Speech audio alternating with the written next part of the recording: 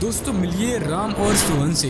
ये दोनों पड़ोसी हैं और गांव की किसान फैमिली से बिलोंग करते हैं। दोनों का मेन सोर्स ऑफ इनकम खेती बाड़ी है, जिसके लिए दोनों जी जान से मेहनत करते हैं। लेकिन दोनों के बराबर मेहनत करने के बावजूद राम सोहन से कम अर्न करता है। पर ऐसा क्यों, चलिए जानते हैं।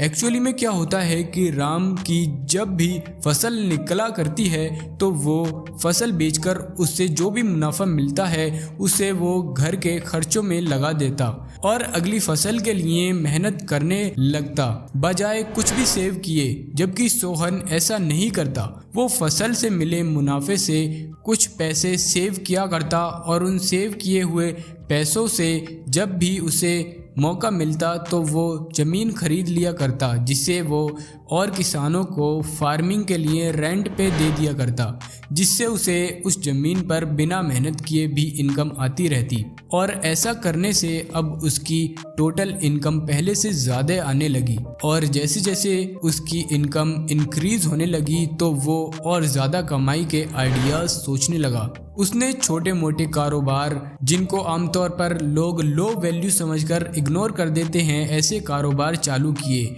जैसे कि साइकिल रिक्शा रेंट पे देना, सब्जी बेचने वालों को रेडी किराए पर देना जैसे छोटे मोटे काम उसने शुरू कर दिए। और बिना एसेट्स लाइबिलिटीज़ की जानकारी के सोहन ने अपने लिए एसेट्स का एक सिस्टम बनाया जो कि उसे घर बैठे बिठाए आम किसानों से ज़्यादा आमदन करके देने लगा। वहीं दूसरी तरफ राम स्ट्रगल करता रहा। वो लाख कोशिश करने के बाद भी सोहन के लेवल तक नहीं पहुंच पाया।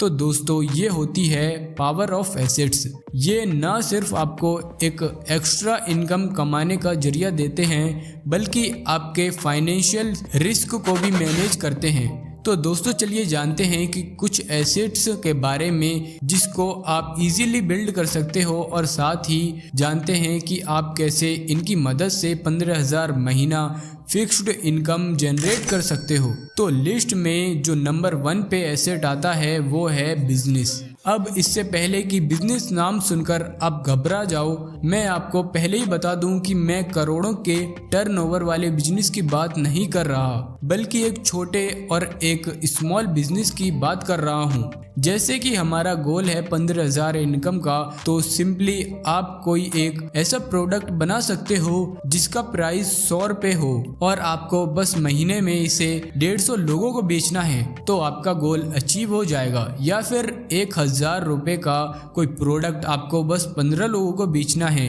या फिर आपको 15,000 का कोई एक ही प्रोडक्ट सिर्फ एक ही बंदे को बेचना है और तब भी आप 15,000 महीने के बना लोगे। दोस्तों मेथड खैर सिंपल है, लेकिन रियलिटी की बात करें तो 15,000 का कोई प्रोडक्ट आपसे कोई खरीदेगा, इसके चांसेस बहुत कम हैं। इसलिए आप फोकस करें 100 या 1,000 तक के प्रोडक्ट्स पर। अब प्रोडक्ट्स क्या होंगे, उसके लिए आप 100 रुपये का कोई ऑनलाइन कोर्स सेल कर सकते हैं और आपको जरा सा गहराई तक जाना होगा, तब आप अपने लिए कुछ ना कुछ जरूर स्टार्ट कर पाएंगे। लेकिन दोस्तों सोचते रहने से कुछ हासिल नहीं होगा, आप बस सफर का इरादा करें, खुद ही रास्ते खुलने चालू हो जाएंगे। अब सेकंड एसेट की तरफ बढ़ते हैं। तो दोस्तों एसेट नंबर 2 है रियल एस्टेट। ये काफी कॉमन और पॉपुलर एसेट है जिसमें कई सारे इन्वेस्टर्स इन्वेस्ट करना पसंद करते हैं। कहा जाता है कि दुनिया के मोस्ट ऑफ द मिलियनियर्स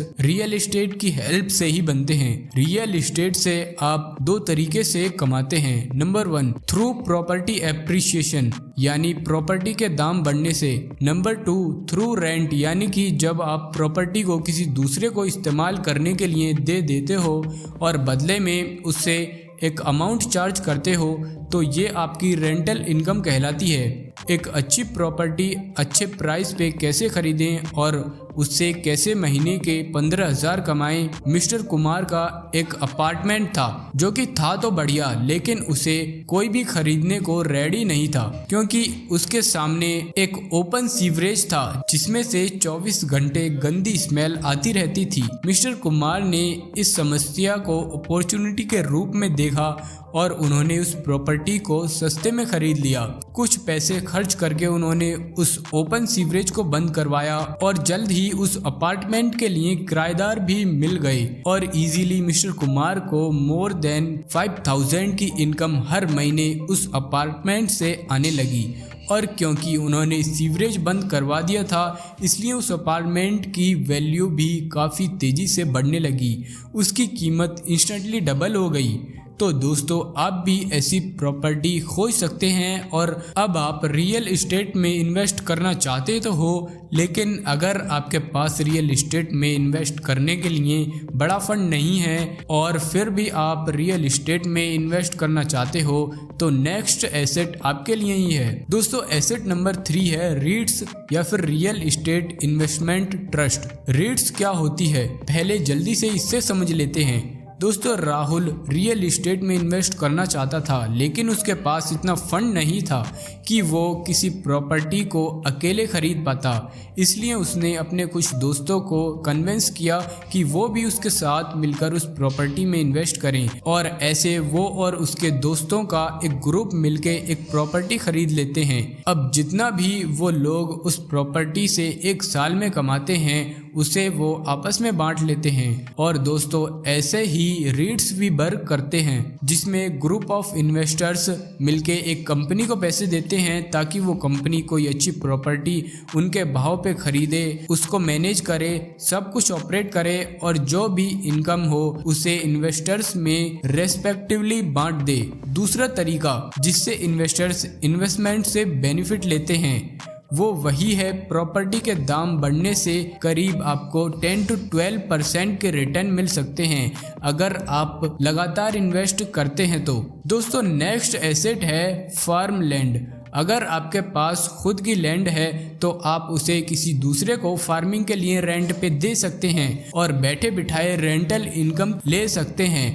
या फिर अगर आपके पास खुद की लैंड नहीं है तो आप खुद भी फार्म लैंड रेंट पे ले सकते हैं और किसानों से उस पर काम करवा के मुनाफा कमा सकते हैं। यूट्यूब पे आपको हजारों ऐसे वीडियोस मिल जाएंगे जिसमें लोग रेंट पे फार्म लेकर और दिहाड़ी पे काम करवा के अच्छी फसल निकालते हैं और साल का लाखों में मुनाफा करते हैं। तो दोस्तों, ये थी आज की वीडियो। अब ये वीडियो अगर आपको अच्छी लगी तो इसे लाइक करके हमारे चैनल को सब्सक्राइब करना ना भूलें।